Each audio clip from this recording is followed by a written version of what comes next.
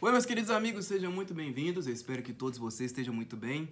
Pessoal, hoje eu gostaria de fazer um esforço fodido. Eu gostaria de terminar o livro Triste Fim de Policarpo Quaresma, de Lima Barreto. E a gente parou no capítulo 2 da terceira parte do livro. Tem 5 capítulos, tá? A terceira parte tem 5 capítulos, então vou tentar fazer esse esforço aí de ler 4 capítulos seguidos. E vai ficar um vídeo bem longo, porque cada página aqui desta obra é muito densa. Vou tentar fazer esse esforço aí juntamente com todos vocês. Vamos lá. Capítulo 2. Você, Quaresma, é um visionário. 8 horas da manhã. A cerração ainda envolve tudo. Do lado da terra, mal se enxergam as partes baixas dos edifícios próximos. Para o lado do mar, então, a vista é imponente, contra aquela treva esbranquiçada e flutuante, contra aquela muralha de flocos e opaca, que se condensa ali e aqui em aparições em semelhanças de coisas. O mar está silencioso. Há grandes intervalos entre o seu fraco marulho. Vê-se da praia um pequeno trecho sujo coberto de algas e o odor da maresia parece mais forte com a neblina.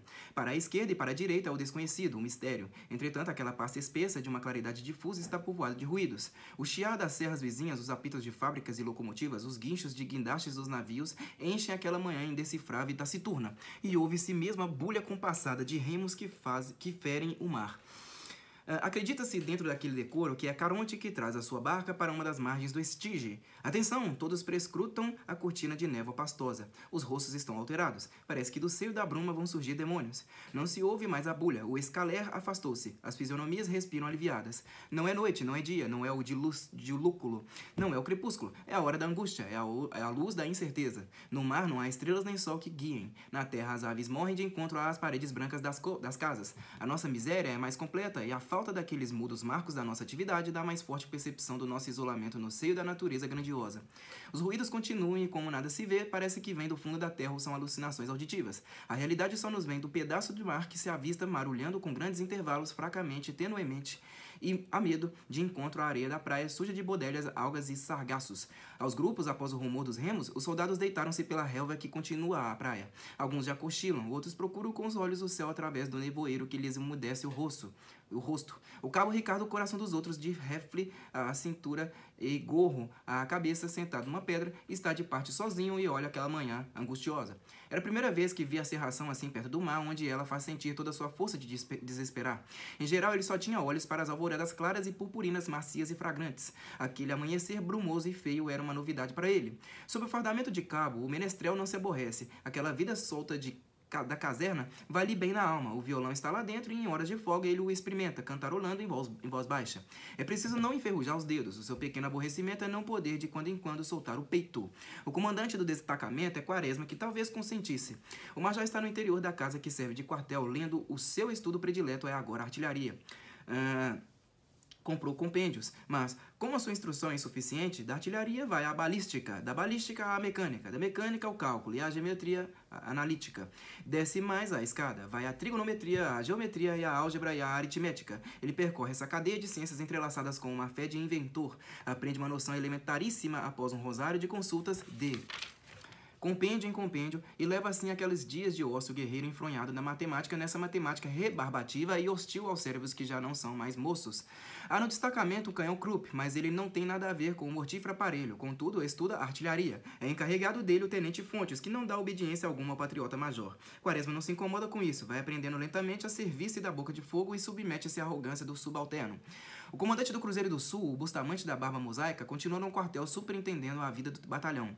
A unidade tem poucos oficiais e muito poucas praças, mas o Estado paga o pré de 400. A falta de capitães, o número de alferes está justo, o de tenentes quase, mas já há um major, que é Quaresma, e o comandante Bustamante, que por modéstia se fez simplesmente tenente-coronel. Tem 40 praças do destacamento que Quaresma comanda, 3 alferes, 2 tenentes, mas os oficiais poucos aparecem. Estão doentes ou licenciados, e só ele, o antigo agricultor do sossego, e um alferes Polidoro, este mesmo só à noite estão a postos. Um soldado entrou. Senhor comandante, posso ir almoçar? Pode, chama-me o cabo Ricardo.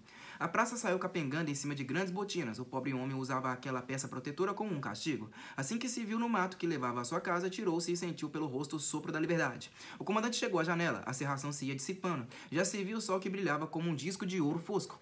Ricardo, o coração dos outros, apareceu. Estava engraçado dentro... Aliás, isso mesmo.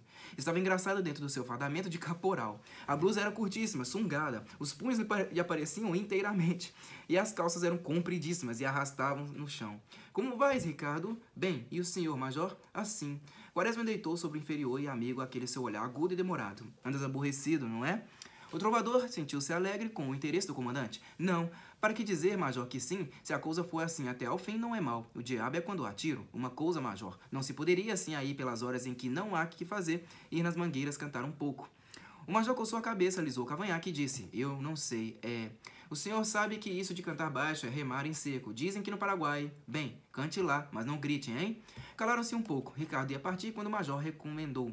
Manda-me trazer o almoço. Quaresma jantava e almoçava ali mesmo. Não era raro também dormir. As refeições eram-lhe fornecidas por um Fred próximo e ele dormia em um quarto daquela edificação imperial. Porque a casa em que se acantonara o destacamento era o pavilhão do imperador, situado na antiga quinta da Ponta do Caju.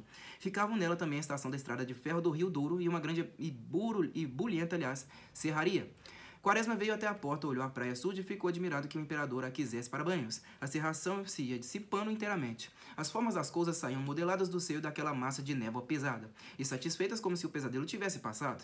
Primeiro surgiram as partes baixas, lentamente, e por fim, quase repentinamente, as altas. À direita havia a Saúde, a Gamboa, os navios de comércio, galeras de 3 mastros, cargueiros a vapor, altaneiros, barcos à vela, que iam saindo da bruma.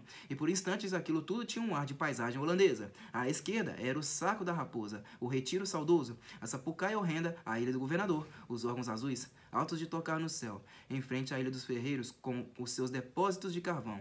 E alongando a vista pelo mar sossegado, Niterói, cujas montanhas acabavam de recortar-se no céu azul à luz daquela manhã atrasada.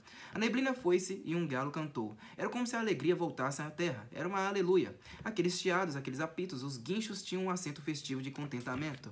Chegou o almoço e o sargento veio dizer a Quaresma que havia 2 deserções. Mais 2? Fez admirado o major. Sim, senhor. Os 125 e o 320 não responderam hoje à revista. Faça a parte. Quaresma almoçava. O tenente Fontes, o homem do canhão, chegou. Quase nunca dormia ali. Pernoitava em casa e durante o dia vinha ver as coisas como iam. Uma madrugada ele não estava. A treva ainda era profunda. O soldado de vigia viu lá ao longe um vulto que se movia dentro da sombra, resvalando sobre as águas do mar. Não trazia luz alguma. Só o movimento daquela mancha escura revelava uma embarcação e também a ligeira fosforescência das águas. O soldado deu rebate. O pequeno destacamento pôs-se a postos e Quaresma apareceu. O canhão! Já! Avante! Ordenou o comandante. E em seguida, nervoso, recomendou. Espere um pouco. Correu à casa e foi consultar os seus compêndios e tabelas. Demorou-se a lancha avançava, os soldados estavam tontos e um deles tomou a iniciativa, carregou a peça e disparou-a. Quaresma reapareceu correndo assustado e disse, entrecortado pelo resfolegar. Viram bem a distância, a alça, o ângulo? É preciso ter sempre em vista a eficiência do fogo. Fontes veio e, sabendo do caso no dia seguinte, riu-se muito. Ora, major, você pensa que está em um polígono fazendo estudos práticos? Fogo para diante. E assim era. Quase todas as tardes havia bombardeio do mar para as fortalezas e das fortalezas para o mar, e tantos navios como os fortes saíam incólumes de tão terríveis provas.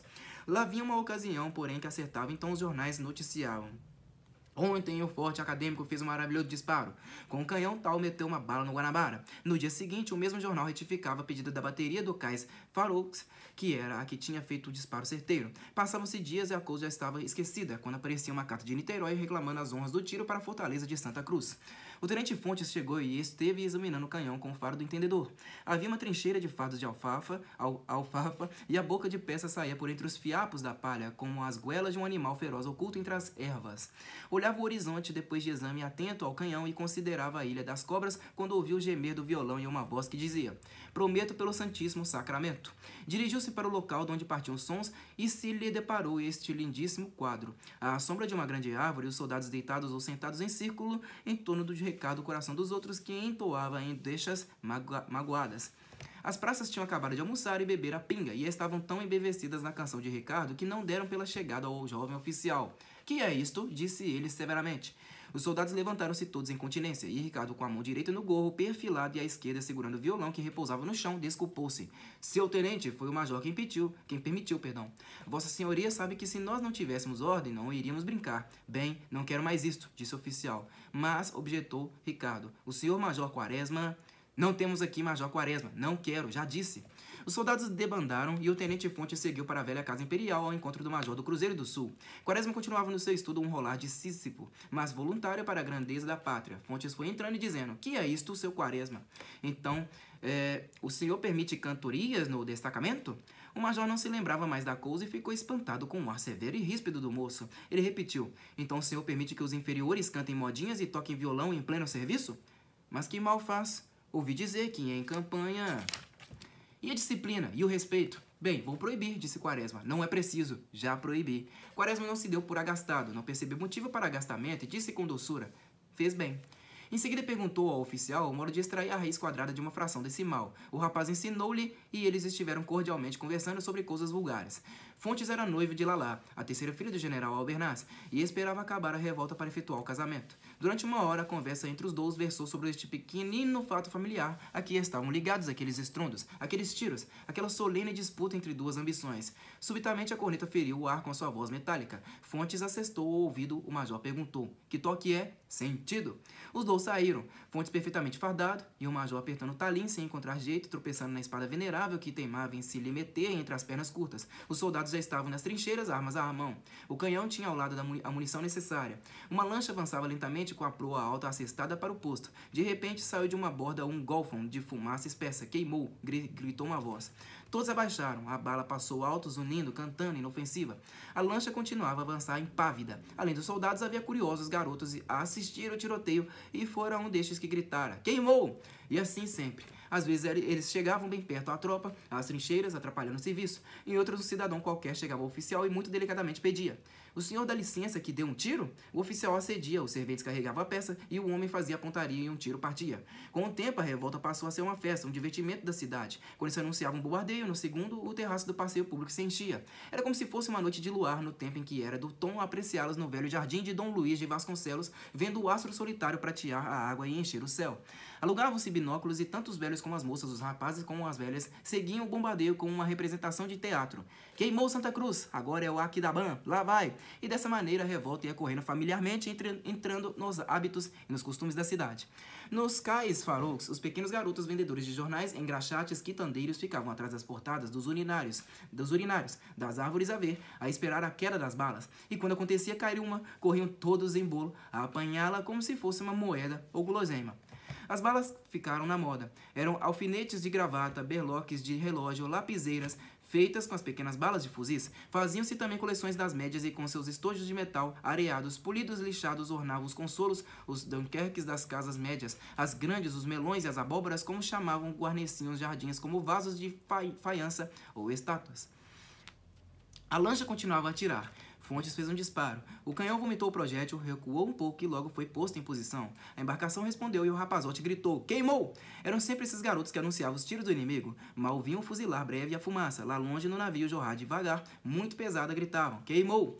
Houve um em Niterói que teve o seu quarto de hora de celebridade. Chamavam-no 30 réis.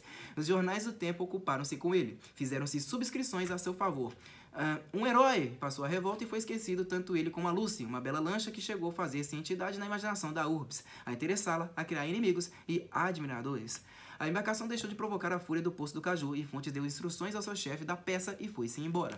Quaresma recolheu-se ao seu quarto e continuou seus estudos guerreiros. Os mais dias que passou naquele extremo da cidade não eram diferentes deste. Os acontecimentos eram os mesmos e a guerra caía na banalidade da repetição dos mesmos episódios. A espaços quando o aborrecimento lhe vinha, saía. Descia a cidade e deixava o posto entregue a Polidoro ou a Fontes se estava. Raras vezes o fazia de dia, porque Polidoro, mais assíduo, marceneiro de profissão e em atividade numa fábrica de móveis, só vinha à noite. No centro da cidade, a noite era alegre e jovial. Havia muito dinheiro, o governo pagava soldos dobrados e às vezes gratificações, além do que havia também a morte sempre presente. E tudo isso estimulava o divertir-se. Os teatros eram frequentados e os restaurantes noturnos também. Quaresma, porém, não se metia naquele ruído de praça semi-sitiada. Ia, às vezes, ao teatro, à paisana, e logo acabado o espetáculo, voltava para o quarto da cidade ou para o posto. Em outras tardes, logo que Polidoro chegava, saía a pé pelas ruas dos arredores, pelas praias até o campo de São Cristóvão. Ia vendo aquela sucessão de cemitérios com as suas campas alvas que sobem montanhas como carneiros tosquiados e limpos a pastar, aqueles ciprestes mediativos que as vigiam, e como se lhe representava que aquela parte da cidade era feudo e senhorio da morte. As casas tinham um aspecto fúnebre, recolhidas e concentradas. O mar marulhava lugubremente na ribanceira lodosa. As palmeiras ciciavam doloridas, e até o tilintar da campainha dos bondes era triste e lúgubre. A paisagem se impregnara da morte, e o pensamento de quem passava ali mais ainda para fazer sentir nela tão forte um aspecto funéreo. Foi vindo até ao campo. Aí deu-lhe vontade de ver a sua antiga casa, e afinal entrou na residência do general Albernaz. Devia-lhe aquela visita e aproveitou o ensejo. Acabavam de jantar, e jantara com o general, além do tenente Fontes e o almirante Caldas, o comandante de Quaresma, o tenente-coronel Inocêncio Bustamante. Bustamante era um comandante ativo, mas dentro do quartel. Não havia quem como ele, se interessasse pelos livros, pela boa caligrafia, com o que eram escritos os livros mestres, as relações de mostra, os mapas de companhia e outros documentos. Com o auxílio deles, a organização do seu batalhão era irrepreensível, e para não deixar de vigiar a escrituração, aparecia de onde em onde nos destacamentos do seu corpo. Havia 10 dias que Quaresma o não via. Após os cumprimentos, ele logo perguntou ao major: quantas deserções? Até hoje 9, disse Quaresma. Bustamante coçou a cabeça desesperado e refletiu. Eu não sei o que tem essa gente. É um desertar sem nome. Falta-lhes patriotismo? Fazem muito bem, ora, disse o almirante. Caldas andava aborrecido, pessimista. O seu processo ia mal e até agora o governo não lhe tinha dado cousa alguma. O seu patriotismo se enfraquecia com o diluir-se da esperança de ser algum dia vice-almirante. É verdade que o governo ainda não organizara a sua esquadra. Entretanto, pelo rumor que corria, ele não comandaria nenhuma divisão. Uma iniquidade. Era velho um pouco, é verdade, mas por não ter nunca comandado nessa matéria, ele podia despender toda uma energia moça. O almirante não deve falar assim. A pátria está logo abaixo da humanidade. Meu caro tenente, o senhor é moço. Eu sei o que são essas coisas. Não se deve desesperar. Não trabalhamos para nós, mas para os outros. E para os vindouros, continuou Fontes persuasivo. Que tenho eu com eles? Fez agastado Caldas. Bustamante, o general e Quaresma assistiam a pequena discussão calados e os 2 primeiros um tanto sorridentes com a fúria de Caldas, que não se cansava de dançar a perna e alisar os longos favoritos brancos. O tenente respondeu: muito, almirante. Nós todos devemos trabalhar para que surjam épocas melhores de ordem, de felicidade e elevação moral. Nunca houve, nunca haverá, disse de um jato Caldas. Eu também penso assim, acrescentou Albernaz. Isso há de sempre ser o mesmo, aduziu ceticamente Bustamante. O major nada disse, parecia desinteressado da conversa. Fontes, em face daquelas contestações, ao contrário dos seus congêneres de seita, não se agastou. Ele era magro e chupado, moreno carregado, e a oval do seu rosto estava amassada aqui e ali. Com a sua voz arrastada e nasal, agitando a mão direita no jeito favorito dos sermonários, depois de ouvir todos, falou com unção. Houve já um esboço, a Idade Média. Ninguém ali lhe podia contestar. Quaresma só sabia a história do Brasil, os outros nenhuma. E a sua afirmação fez calar todos, embora no íntimo duvidosos. É uma curiosa Idade Média essa de elevação moral, que a gente não sabe onde fica e em que ano. Se a gente diz, no tempo de Clotário, ele próprio, com suas mãos, atacou fogo na palhoça em que encerrava o seu filho Crame, mais a mulher deste e filhos. O positivista objeta: ainda não estava perfeitamente estabelecido o ascendente da igreja. São Luís, diremos logo nós, quis executar um senhor feudal porque mandou enforcar 3 crianças que tinham morto um coelho nas suas matas. Objeta o fiel. Você não sabe que a nossa Idade Média vai até o aparecimento da Divina Comédia? São Luís já era a decadência. Citam-se as epidemias de moléstias nervosas, a miséria dos campônios, as ladroagens à mão armada dos barões, as alucinações do milênio, as cruéis matanças que Carlos Magno fez aos saxões. Eles respondem, uma hora que ainda não estava perfeitamente estabelecido o ascendente moral da igreja, outra que ele já tinha desaparecido. Nada disso foi objetado ao positivista e a conversa resvalou para a revolta. O almirante criticava severamente o governo. Não tinha plano algum, levava a dar tiros à toa. Na sua opinião, já devia ter feito todo o esforço para ocupar as Ilhas das Cobras, embora isso custasse rios de sangue. Bustamante não tinha opinião assentada, mas Quaresma e Fontes julgavam que não. Seria uma aventura arriscada de uma improficuidade patente. Albernaz ainda não tinha dado seu aviso e veio a fazê-lo assim. Mas nós reconhecemos o Maitá, e por pouco. Entretanto, não a tomaram, disse Fontes. As condições naturais eram outras e assim mesmo o reconhecimento foi perfeitamente inútil. O senhor sabe, esteve lá. Isto é, adoeci e vim um pouco antes para o Brasil, mas o camisão disse-me que foi arriscado. Quaresma voltara ao silêncio e procurava ver Ismênia. Fontes lhe tinha inteirado do seu estado e o major se sentia por qualquer coisa preso à moléstia da moça. Viu todos, Dona Maricota sempre ativa e diligente, lá a arrancar com o olhar o noivo da conversa interminável e as outras que vinham de quando em quando da sala de visitas à sala de jantar onde ele estava. Por fim, não se conteve, perguntou. Soube que estava em casa da irmã casada e ia pior, cada vez mais abismada na sua mania, enfraquecendo-se de corpo. O general contou tudo com franqueza a Quaresma e quando acabou de narrar aquela sua desgraça íntima, disse com um longo suspiro: Não sei, Quaresma, não sei. Eram 10 horas quando o major se despediu. Voltou de bonde para a ponta do caju, saltou e recolheu-se logo a seu quarto. Vinha cheio de perturbação especial que põe em nós o luar que estava lindo, terno e leitoso naquela noite. É uma emoção de desafogo do corpo, de delíquio. Parece que nós tiram o envoltório material e ficamos só alma, envolvidos numa branda atmosfera de sonhos e quimeras. O major não colhia bem a sensação transcendente, mas, mais sofria sem perceber o efeito da luz pálida e fria do luar. Deitou-se um pouco vestido não por sono, mas em virtude daquela doce embriaguez que o astro lhe tinha posto nos sentidos. Dentro em pouco, Ricardo veio chamá-lo. O marechal estava aí. Era seu hábito sair à noite, às vezes de madrugada, e ir de posto em posto. O fato se espalhou pelo público que o apreciava extraordinariamente, e o presidente teve mais esse documento para afirmar a sua fama de estadista consumado. Quaresma veio ao seu encontro. Floriano vestia chapéu de feltro mole, abas largas e uma curta sobrecasaca surrada. Tinha um ar de malfeitor ou de exemplar chefe de família em aventuras extraconjugais. O major cumprimentou-o e esteve a dar-lhe notícias do ataque que fora feito ao seu posto há dias passados. O marechal respondia por monossílabos preguiçosos e olhava ao redor. Quase ao despedir-se, falou mais, dizendo vagarosamente e lentamente: "Hei de mandar pôr um holofote aqui."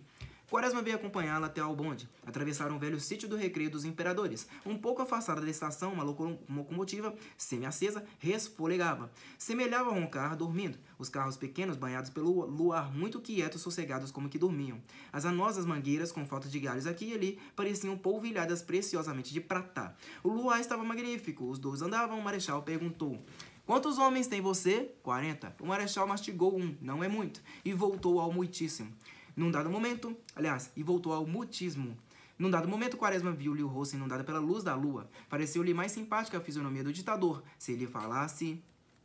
Preparou a pergunta, mas não teve coragem de pronunciá-la. Continuaram a andar. O major pensou: que é que tem? Não há desrespeito algum. Aproximavam-se do portão. Num dado momento, como que ouviu uma bulha atrás. Quaresma voltou-se, mas Floriano quase não o fez. Os edifícios da serraria pareciam cobertos de neve, tanto era o branco luar. O major continuou a mastigar a sua pergunta. Urgia. Era indispensável. O portão estava a 2 passos. Tomou coragem, ousou e falou: "Vossa Excelência já leu o meu memorial, marechal?" Floriano respondeu lentamente, quase sem levantar o lábio pendente: "Li." Quaresma entusiasmou-se. "Vê, Vossa Excelência, como é fácil erguer este país. Desde que se cortem todos aqueles empecilhos que eu apontei no memorial que Vossa Excelência teve a bondade de ler, desde que se corrija os erros de uma legislação defeituosa e inadaptável às condições do país, Vossa Excelência verá que tudo isto muda, que, em vez de tributários, ficaremos com a nossa independência feita, se Vossa Excelência quisesse." À proporção que falava, mais Quaresma se entusiasma. Ele não podia ver bem a fisionomia do ditador, encoberta agora como lhe estava o rosto pelas abas do chapéu de feltro, mas se a visse, teria de esfriar, pois havia na sua máscara sinais de aborrecimento mais mortal. Aquele falatório de Quaresma, aquele apelo à legislação, a medidas governamentais, iam mover-lhe o pensamento por mais que não quisesse. O presidente aborrecia-se. Num dado momento disse: "Mas pensa você, Quaresma, que eu hei de pôr a enxada na mão de cada um desses vadios? Não havia exército que chegasse." Quaresma espantou-se e titubeou, mas retorquiu: "Mas não é isso, marechal. Vossa Excelência, com seu prestígio e poder, está capaz de favorecer com medidas enérgicas e adequadas o aparecimento de iniciativas de encaminhar o trabalho, de favorecê-lo e torná-lo remunerador. Bastava, por exemplo..." Atravessavam o portão da velha quinta de Pedro I. O luar continuava lindo, plástico e opalescente. Um grande edifício inacabado que havia na rua parecia terminado, com vidraças e portas feitas com a luz da lua. Era um palácio de sonho. Floriano já ouvia Quaresma muito aborrecido. O bonde chegou. Ele se despediu do major, dizendo com aquela sua placidez de voz: "Você, Quaresma, é um visionário." O bonde partiu. A lua povoava os espaços, dava fisionomia às coisas, fazia nascer sonhos em nossa alma, enchia a vida, enfim, com a sua luz emprestada. Capítulo 3. E tornaram logo silenciosos. Eu tenho experimentado tudo, Quaresma, mas não sei, não há meio. Já levou a um médico especialista? Já. Tenho corrido médicos, espíritas, até feiticeiros, Quaresma. E os olhos do velho se orvalhavam por baixo do pensnês. Os 12 se haviam encontrado na pagadoria da guerra e vinham pelo campo de Santana a pé, andando a pequenos passos e conversando. O general era mais alto que Quaresma, e enquanto este tinha a cabeça sobre um pescoço alto, aquele a tinha metido entre os ombros proeminentes, como cotos de asas. Albernaz reatou: "E remédios? Cada médico receita uma coisa. Os espíritas são os melhores. Dão homeopatia. Os feiticeiros, tisanas. rezas e defumações. Eu não sei, Quaresma. E levantou os olhos para o céu, que estava um tanto plumbeou. Não se demorou, porém, muito nessa postura. O pensnês não permitia, já começava a cair. Quaresma baixou a cabeça e andou assim um pouco olhando as granulações do granito do passeio. Levantou o olhar ao fim de algum tempo e disse: por que não a recolhe a uma casa de saúde, general? Meu médico já me aconselhou isso. A mulher não quer, e agora mesmo no estado em que a menina está, não vale a pena. Falava da filha, da Ismênia, que naqueles últimos meses piorara sensivelmente, não tanto da sua moléstia mental, mas da saúde comum, vivendo de cama, sempre febril, enlanguecendo, definhando, marchando a passos largos para o abraço frio da morte. Albernaz dizia a verdade. Para curá-la, tanto da sua loucura como da atual moléstia intercorrente, lançara a mão de todos os recursos, de todos os conselhos apontados por quem quer que fosse. Era de fazer refletir ver aquele homem general, marcado com um curso governamental, procurar médiuns e feiticeiros para sarar a filha. Às vezes até levava-os em casa. Os médiuns chegavam perto da moça, davam extremação. Ficavam com os olhos desvairados, fixos, gritavam: sai, irmão! E sacudiam as mãos do peito para a moça, de lá para cá, rapidamente e nervosamente, no intuito de descarregar sobre ela os fluidos milagrosos. Os feiticeiros tinham outros passes, e as cerimônias para entrar no conhecimento das forças ocultas que nos cercam eram demoradas, lentas e acabadas. Em geral eram pretos africanos. Chegavam, acendiam um fogareiro no quarto, tiravam de um cesto um sapo empalhado ou outra coisa esquisita, batiam com feixes de ervas, ensaiavam passos de dança e pronunciavam palavras ininteligíveis. O ritual era complicado e tinha sua demora. Na saída, a pobre dona Maricota, um tanto já diminuída da sua atividade de diligência, olhando ternamente aquele grande rosto negro do mandingueiro, olhava a barba branca, aliás, onde a barba branca punha mais veneração e certa grandeza, perguntava: então, titio? O preto considerava um instante como se estivesse recebendo as suas últimas comunicações, aliás, as últimas comunicações do que não se vê, nem se percebe, e dizia com a sua majestade de africano: vou ver, nhanhã, o tocrotano mandinga. Ela e o general tinham assistido à cerimônia, e o amor de pai e também esse fundo de superstição que há em todos nós levavam a olhá-la com respeito, quase com fé. Então foi feitiço que fizeram a minha filha? Perguntava a senhora. Foi sim, nhanhã. Quem? Santo não quer dizer. E o preto obscuro, o velho escravo, arrancado há um meio século dos confins da África, saía arrastando a sua velhice e deixando naqueles 2 corações uma esperança fugaz. Era uma singular situação, a daquele preto africano, ainda certamente pouco esquecido das dores do seu longo cativeiro, lançando mão dos resíduos de suas ingênuas crenças tribais. Resíduos que tão a custo tinham resistido ao seu transplante forçado para terras de outros deuses, e empregando-os na consolação dos seus senhores de outro tempo, como que os deuses de sua infância e de sua raça, aqueles sanguinários manipansos da África indecifrável, quisessem vingá-lo à legendária maneira do Cristo dos Evangelhos. A doente assistia a tudo aquilo sem compreender e se interessar por aqueles trejeitos e passes de tão poderosos homens que se comunicavam, que tinham as suas ordens os seres imateriais, as existências fora e acima da nossa. Andando ao lado de Quaresma, o general lembrava-se de tudo isso e teve um pensamento amargo contra a ciência, contra os espíritos, contra os feitiços, contra Deus que lhe ia tirando a filha aos poucos sem piedade e comiseração. O major não sabia o que dizer diante daquela imensa dor de pai e parecia-lhe toda e qualquer palavra de consolo parva e idiota. Afinal, disse: general, o senhor permite que eu a faça ver por um médico? Quem é? E é o marido da minha afilhada, o senhor conhece, é moços, quem sabe lá, não acha? Pode ser, não é? O general consentiu e a esperança de ver curada a filha lhe afagou as faces enrugadas. Cada médico que consultava, cada espírita, cada feiticeiro reanimava-o, pois de todos eles esperava o milagre. Nesse mesmo dia, Quaresma foi procurar o doutor Armando. A revolta já tinha mais de 4 meses de vida e as vantagens do governo eram problemáticas. No sul, a insurreição chegava às portas de São Paulo e só a Lapa resistia tenazmente, uma das poucas páginas dignas e limpas de todo aquele enxurro de paixões. A pequena cidade tinha dentro de suas trincheiras o coronel Gomes Carneiro, uma energia, uma vontade, verdadeiramente isso, porque era sereno, confiante e justo. Não se desmanchou em violência de apavorado e soube tornar verdade a gasta frase grandiloquente: resistir até a morte. A ilha do governador tinha sido ocupada e Magé tomado. Os revoltosos, porém, tinham a vasta baía e a barra apertada, por onde saíram e entravam sem temer o estorvo das fortalezas. As violências, os crimes que tinham assinalado esses 2 marcos de atividade guerreira do governo, chegavam ao ouvido de Quaresma e ele sofria. Da ilha do governador fez-se uma verdadeira mudança de móveis, roupas e outros haveres. O que não podia ser transportado era destruído pelo fogo e pelo machado. A ocupação deixou lá a mais execranda memória.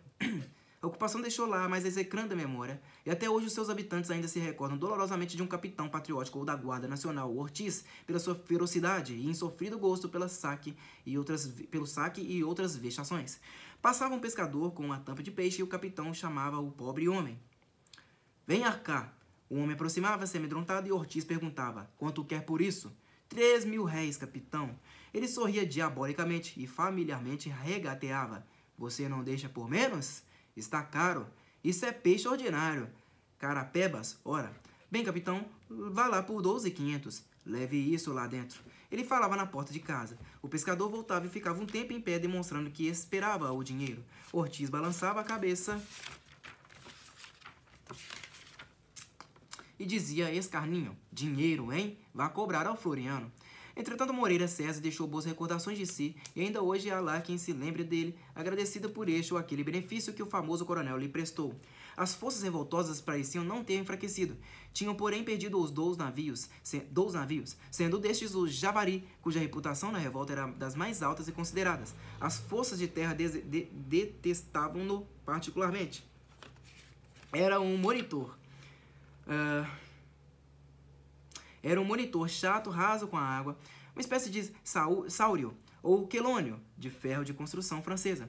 A sua artilharia era temida, mas o que sobremodo enraivecia os adversários era ele não ter quase borda acima d'água, ficar quase ao nível do mar e fugir assim aos tiros incertos de terra. As suas máquinas não funcionavam e a grande tartaruga vinha colocar-se em posição de combate com o auxílio de um rebocador. Um dia, quem estava nas proximidades de Villegagnon foi a pique. Não se soube e até hoje não foi esclarecido por que foi. Os legalistas afirmaram que foi uma baía de Graguatá, mas os revoltosos asseguraram que foi a abertura de uma válvula ou um outro acidente qualquer.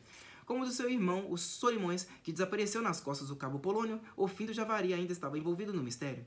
Quaresma permanecia de guarnição no Caju e viera receber dinheiro. Deixara lá Polidoro, pois os outros oficiais estavam doentes ou licenciados, e Fontes, que sendo uma espécie de inspetor-geral, ao contrário de seus hábitos, dormira aquela noite no pequeno pavilhão imperial e ia ficar até a tarde. Ricardo, coração dos outros, desde o dia da proibição de tocar violão, andava macambúzio. Tinham-lhe tirado o sangue, o motivo de viver, e passava os dias taciturno, encostado a um tronco de árvore, maldizendo no fundo de si a incompreensão dos homens e os caprichos do destino. Fontes notara a sua tristeza e, para minorar-lhe o desgosto, obrigara Bustamante a fazê-lo sargento. Não foi sem custo, porque o antigo veterano do Paraguai encarecia muito essa graduação e só a dava como recompensa excepcional ou quando requerida por pessoas importantes. A vida do pobre menestrel era assim a de um mero engaiolado. E de quando em quando ele se afastava um pouco e ensaiava a voz para ver se ainda a tinha e não fugira com o fumo dos disparos. Quaresma, sabendo que dessa maneira o posto estava bem entregue, resolveu demorar-se mais e, após despedir-se de Albernaz, encaminhou-se para a casa do seu compadre a fim de cumprir a promessa que fizera ao general. Coleoni ainda não decidira sua viagem à Europa, hesitava esperando o fim da rebelião que não parecia estar próximo. Ele nada tinha com ela, até ali não dissera a ninguém a sua opinião, e se era muito instado, apelava para a sua condição de estrangeiro e metia-se numa reserva prudente. Mas aquela exigência de passaporte tirado na chefatura de polícia dava-lhe susto. Naqueles tempos toda a gente tinha medo de tratar com autoridades. Havia tanta má vontade com os estrangeiros, tanta arrogância nos funcionários, que ele não se animava a obter o documento, temendo que uma palavra, que um olhar, que um gesto, interpretados por qualquer funcionário zeloso e dedicado, não o levasse a sofrer maus quartos de horas. Verdade é que ele era italiano e a Itália já fizera ver ao ditador que era uma grande potência, mas no caso de que se lembrava, tratava-se de um marinheiro por cuja vida, extinta por uma descarga das forças legais, Floriano pagara a quantia de 100 contos. Ele, Coleoni, porém, não era marinheiro e não sabia, caso fosse preso, se os representantes diplomáticos de seu país tomariam interesse pela sua liberdade. De resto, não tendo protestado manter a sua nacionalidade, quando o governo provisório expediu o famoso decreto de naturalização, era bem possível que uma ou outra parte se ativessem a isso, para desinteressar-se dele ou mantê-lo na famosa galeria número 7 da Casa de Correição, transformada por uma penada mágica em prisão de Estado. A época era de susto e temor, e todos esses que ele sentia só os comunicava à filha, porque o genro cada vez mais se fazia florianista e jacobino, de cuja boca muitas vezes ouvia duras invectivas aos estrangeiros, e o doutor tinha razão, já obtivera uma graça governamental. Fora nomeado médico do Hospital de Santa Bárbara na vaga de um colega demitido a bem do serviço público como suspeito por ter ido visitar um amigo na prisão. Como o hospital, porém, ficasse no ilhéu do mesmo nome dentro da Bahia e em frente à saúde de Guanabara ainda estivesse em mãos dos revoltosos, ele nada tinha que fazer, pois até agora o governo não aceitara os seus oferecimentos de auxiliar o tratamento dos feridos.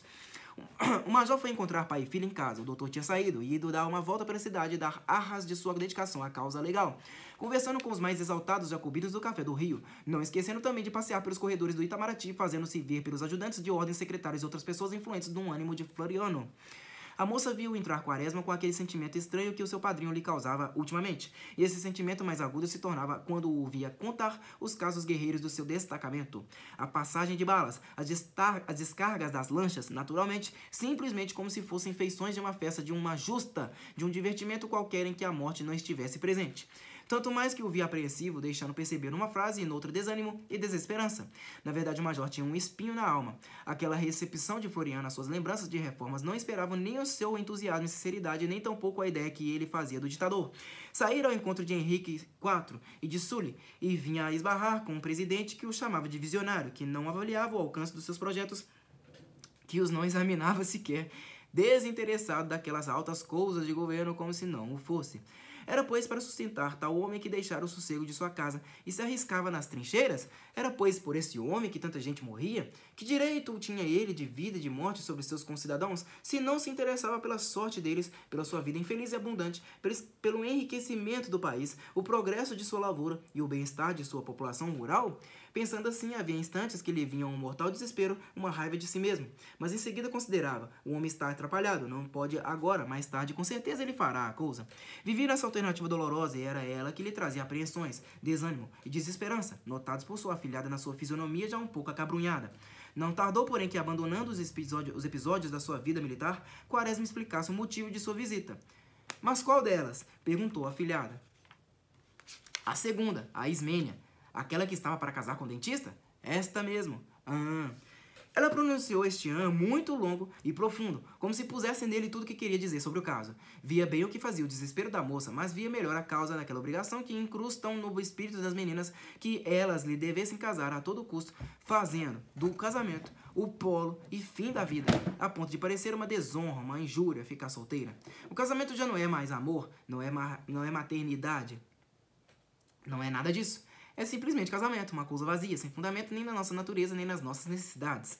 Graças à frouxidão, à pobreza intelectual e fraqueza de energia vital de Ismênia, aquela fuga do noivo se transformou em certeza de não casar mais, e tudo nela se abismou nessa ideia desesperada. Coleoni enterneceu-se muito, interessou-se. Sendo bom de fundo, quando lutava pela fortuna, se fez duro e áspero, mas logo que se viu rico, perdeu a dureza de que se revestira, pois percebia bem que só se pode só se pode ser bom quando se é forte de algum modo. Ultimamente o major tinha diminuído um pouco o interesse pela moça, andava atormentado com seu caso de consciência, entretanto, se não tinha um constante e particular pensamento pela desdita da filha da Albernaz, abrangia-a ainda na sua bondade geral, larga e humana. Não se demorou muito na casa do compadre. Ele queria, antes de voltar ao Caju, passar pelo quartel do seu batalhão. Ia ver se arranjava uma pequena licença para visitar a irmã que deixara lá, no sossego, e de quem tinha notícias por carta 3 vezes por semana.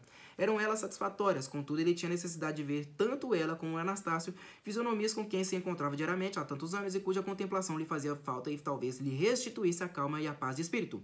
A última carta que recebera de Dona Adelaide havia uma frase de que, no momento, se lembrava sorrindo. Não te exponhas muito, Policarpo. Toma muita cautela. Pobre Adelaide. Estava a pensar que esse negócio de balas é assim, como a chuva. O quartel ainda ficava no velho cortiço condenado pela higiene, lá para as bandas da Cidade Nova. Assim que Quaresma apontou na esquina, a sentinela deu um grande berro, fez uma imensa bulha, com a arma, e ele entrou tirando o chapéu da cabeça baixa, pois estava a paisana e tinha abandonado a cartola com medo de que esse traje fosse ferir as suscetibilidades republicanos dos jacobinos. No pátio, o instrutor Coxa adestrava novos voluntários e os seus majestosos e demorados gritos ombro, armas, meia, volta, volver, subiam ao céu e ecoavam longamente pelos muros da antiga estalagem. Bustamante estava no seu cubículo, mais conhecido por gabinete, irrepreensível no seu uniforme verde garrafa, alamares dourados e vivos azul ferrete. Com auxílio de um sargento, examinava a escrita de um livro quarteleiro. Tinta vermelha, sargento, é como manda as instruções de 1864. Tratava-se de uma emenda ou de uma coisa semelhante. Logo que viu Quaresma entrar, o comandante exclamou radiante. O major adivinhou. Quaresma descansou placidamente o chapéu, bebeu um pouco de água e o coronel Inocência explicou a alegria. Sabe que temos de marchar? Para onde? Não sei. Recebi ordem do Itamaraty. Ele não dizia nunca do quartel-general, nem mesmo do ministro da guerra. Era do Itamaraty, do presidente, do chefe supremo. Parecia que assim dava mais importância a si mesmo e ao seu batalhão. Fazia uma espécie de batalhão da guarda, favorito e amado do ditador. Quaresma não se espantou nem se aborreceu. Percebeu que era impossível obter a licença e também necessário mudar os seus estudos. Da artilharia tinha que passar para a infantaria.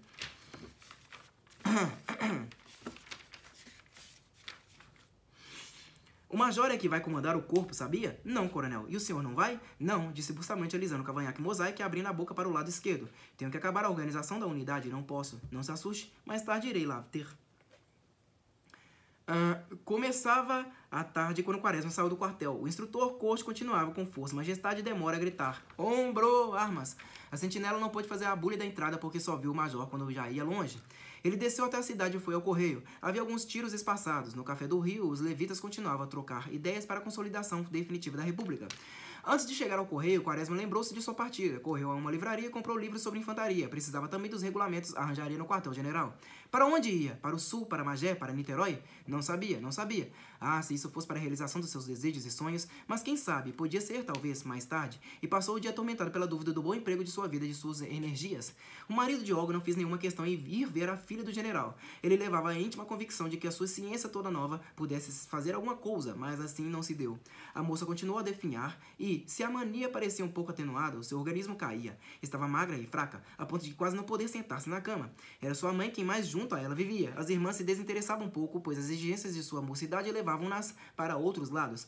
Dona Maricota, tendo perdido todo aquele antigo fervor pelas festas e bailes, estava sempre no quarto da filha, a consolá-la, animá-la, e às vezes quando olhava muito, como que se sentia um tanto culpada pela sua infelicidade. A moléstia tinha posto mais firmeza nos traços de Ismênia, tinha-lhe diminuído a lassidão, tirado o mortiço dos olhos, e os seus lindos cabelos castanhos com reflexos de ouro mais belos se faziam quando cercavam a palidez de sua face. Raro era falar muito, e assim foi que naquele dia se espantou muito Dona Maricota com a loquacidade da filha. Mamãe, quando se casa lá? Quando se acabar a revolta ainda não acabou? A mãe respondeu-lhe e ela estava um instante calada, olhando o teto, e após essa contemplação disse à mãe: Mamãe, eu vou morrer. As palavras saíram-lhe dos lábios, seguras, doces e naturais. Não diga isso, minha filha, adiantou-se Dona Maricota. Qual morrer? Você vai ficar boa, seu pai vai levar você para Minas. Você engorda, toma forças. A mãe dizia-lhe tudo isso devagar, alisando-lhe a face com a mão, como se tratasse de uma criança. Ela ouvia tudo com paciência e voltou por sua vez, serenamente. Qual, mamãe? Eu sei, vou morrer e peço uma coisa, senhora. A mãe ficou espantada com a seriedade e firmeza da filha. Olhou em redor, deu com a porta semicerrada e levantou-se para fechá-la. Quis ainda ver se a dissuadia daquele pensamento. Ismênia, porém, continuava a repeti-lo pacientemente, docemente e serenamente. Eu sei, mamãe. Bem, suponho que é verdade. O que é que você quer? Eu quero, mamãe, ir vestida de noiva. Dona Maricota ainda quis brincar, troçar. A filha, porém, voltou-se para o outro lado, pôs-se a dormir com um leve respirar e espaçado. A mãe saiu do quarto, comovida com lágrimas nos olhos e a secreta certeza de que a filha falava a verdade. Não tardou muito a se verificar. O doutor Armando a tinha visitado naquela manhã pela 4ª vez. Ela parecia melhor desde alguns dias. Falava com discernimento, sentava-se à cama e conversava com prazer. Dona Maricota teve que fazer uma visita e deixou a doente entregue às irmãs. Elas foram lá ao quarto várias vezes e parecia dormir. Distraíram-se. Ismênia despertou, viu por entre a porta do guarda vestidos, meio aberto, o seu traje de noiva. Teve vontade de vê-lo mais de perto. Levantou-se descalça e estendeu-o na cama para contemplá-lo. Chegou-lhe o desejo de vesti-lo. Pôs a saia e por aí vieram recordações do seu casamento falhado. Lembrou-se do seu noivo, do nariz fortemente ósseo e dos olhos esgazeados de Cavalcante, mas não se recordou com ódio, antes como se fosse um lugar visto há muito tempo e que a tivesse impressionado. De quem ela se lembrava com raiva era da cartomante. Iludindo sua mãe, acompanhada por uma criada, tinha conseguido consultar MMSA. Com que indiferença ela lhe respondeu: não volta. Aquilo doeu-lhe. Que mulher má. Desde esse dia, acabou de abotoar a saia em cima do corpinho, pois não encontrara colete, e foi ao espelho. Viu seus ombros nus, o seu colo muito branco. Surpreendeu-se. Era dela aquilo tudo? Apalpou-se um pouco e depois colocou a coroa. O véu afagou-lhe as espáduas carinhosamente como um adégio de borboleta. Teve uma fraqueza, uma coisa, deu um ai e caiu de costas na cama com as pernas para fora. Quando a vieram ver, estava morta. Tinha ainda a coroa na cabeça e um seio, muito branco e redondo, saltava-lhe do corpinho. O enterro foi feito no dia imediato, e a casa de Albernaz esteve os 2 dias cheia, como nos dias de suas melhores festas. Quaresma foi ao enterro. Ele não gostava muito dessa cerimônia, mas veio e foi ver a pobre moça no caixão coberta de flores, vestida de noiva com um ar imaculado de imagem. Pouco mudara, entretanto. Era ela mesma ali, era a Ismênia dolente e pobre de nervos, com seus traços miúdos e os seus lindos cabelos que estava dentro daquelas 4 tábuas. A morte tinha fixado a sua pequena beleza e seu aspecto pueril, e ela ia para a cova com a insignificância, com a inocência e a falta de assento próprio que tinha tido em vida. Contemplando aqueles tristes restos, Quaresma viu o caixão do coche parar na porta do cemitério e atravessar pelas ruas de túmulos. Uma multidão que trepava, se tocava, lutava por espaço na estreiteza da várzea e nas encostas das colinas. Algumas sepulturas como se olhavam com afeto e se queriam aproximar, em outras transparecia repugnância por estarem perto. Havia ali, naquele mudo laboratório de decomposições, solicitações incompreensíveis, repulsões, simpatias e antipatias. Havia túmulos arrogantes, vaidosos, orgulhosos, humildes, alegres e tristes, e de muitos ressumava o esforço, um esforço extraordinário para escapar ao nivelamento da morte, ao apagamento que ela traz às condições e às fortunas. Quaresma ainda contemplava o cadáver da moça e o seu cemitério surgia aos seus olhos com as esculturas que se amontoavam, com vasos, cruzes e inscrições. Em alguns túmulos, noutros eram pirâmides